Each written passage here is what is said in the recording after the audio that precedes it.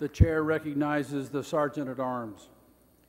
The Sergeant at Arms announces the Chamber of the Honorable Gene Taylor, Member, United States House of Representatives, and Grace Washburn, Senior Professional Staffer to the Honorable Tom Davis, United States House of Representatives.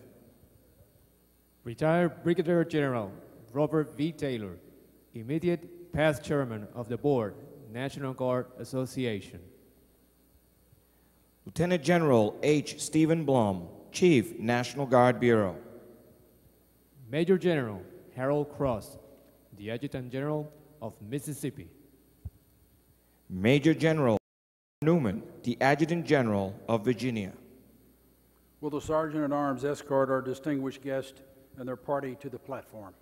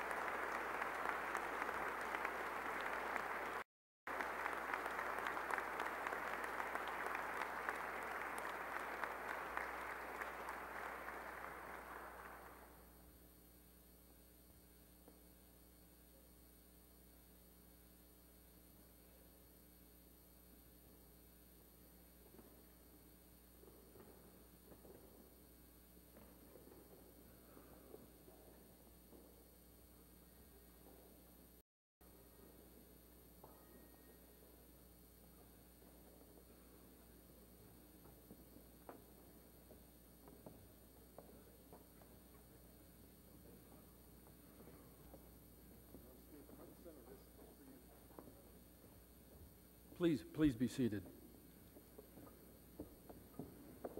We now have a very special award to present. The Harry S. Truman Award is our association's highest honor. It is recognition of inclusion of a special fraternity of patriots, people who do more than just contribute to the National Guard, but who are the true architects of the institutions that defend our citizens, our values, and our way of life. Such people are few. The National Guard Association of the United States normally bestows no more than one a year, but this year is different. For years, U.S. Representative Gene Taylor from Mississippi and Representative Tom Davis of Virginia have been stalwart supporters of the Guard and our nation's defense. Mr. Taylor is House Guard and Reserve Caucus, has been a strong voice for more Guard full-time manning, additional funding for our military constructions, and better quality of life for Guardsmen and their family. Mr. Davis is the ranking member and the former chairman of the House Government Reform Committee. As such, he was the driving force behind the authority that allowed the Guard to conduct federally funded, state-controlled homeland defense missions. He also has been a staunch critic of the impact BRAC had on our Air National Guard. But what makes them co-recipients of this award is their work on our National Guard empowerment. For the past 2 years, Congressman Gene Taylor and Tom Davis have been the primary authors, sponsors, and chief proponents in the House National Guard Empowerment Act. This legislation will give the National Guard a stronger voice in the Pentagon. It's grounded heavily in their frustrations of seeing the Guard routinely deny the resources that we so direly need. Mr. Taylor and Mrs. Davis have devoted long hours, tremendous personal effort, and assigned top staff to ensure that the National Guard Empowerment Act will eventually become law. And their efforts have been successful. In May, most of the bill went into the House version of the National Defense Authorization Act of 2008. Today, they remain engaged in the fight to keep the measure in the bill through conference until it is enacted. When that day happens, the Davis-Taylor National Guard Empowerment Act will be the most important reform of the National Guard since the passage of the Dick Act over a century ago. Fellow Guardsmen, it is my privilege to bestow the 2007 Harry S. Truman Award to Representatives Gene Taylor and Tom Davis. It's now indeed my honor to present to you Congressman Taylor from the great state of Mississippi.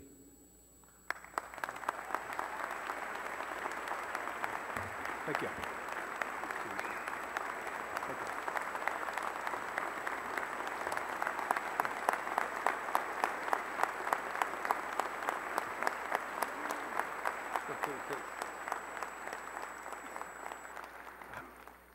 Tom Davis is an extremely tough act to follow.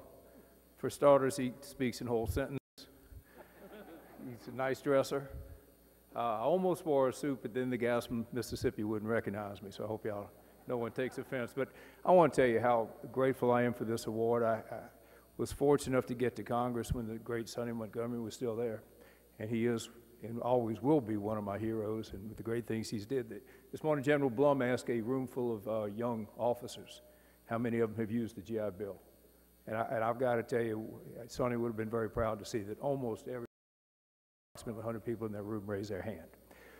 I happen to be from hurricane country, and my second call, it was either my first or my second, when I could get to the one phone that worked in my home county. 90% of the homes were either outright destroyed or substantially damaged, belonged to the Mississippi National Guard.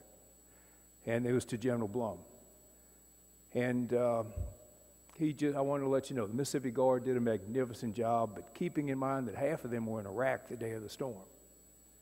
We did need some help from outside, and within a week we had units from every state in the Union and a couple of the territories. And I want to tell you on behalf of the people of Mississippi how grateful I am. We live by what's called the 60 minutes test. I didn't invent that term, but it means if 60 minutes walked through your door and asked you a question, how would you respond to it? If 60 minutes walked through my door and said, what's NORTHCOM? For the life of me, I couldn't tell you what they do. But for the life of me, I can tell you what the National Guard does and has done and will do. Next one has.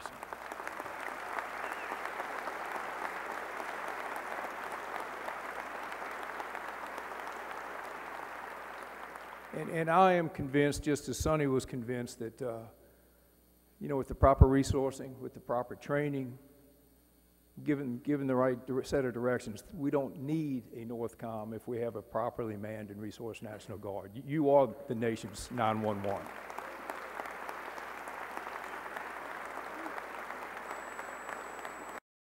So I've come to say thanks, and I'd also come to say, thank you for what you do domestically. Thanks for what you're doing in Iraq.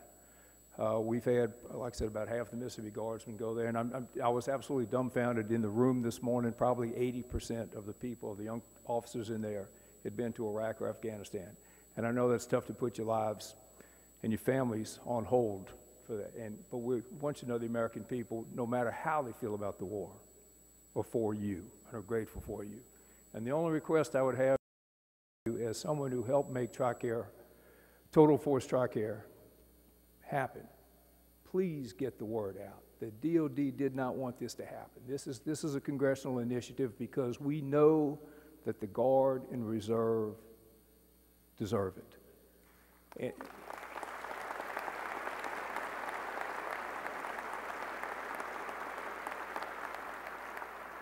And I don't see anything coming out of the DOD to spread that message, so I'm going to ask each of you to spread that message. We want people to participate because we want this program to succeed, because you've earned it, and you've earned so much more.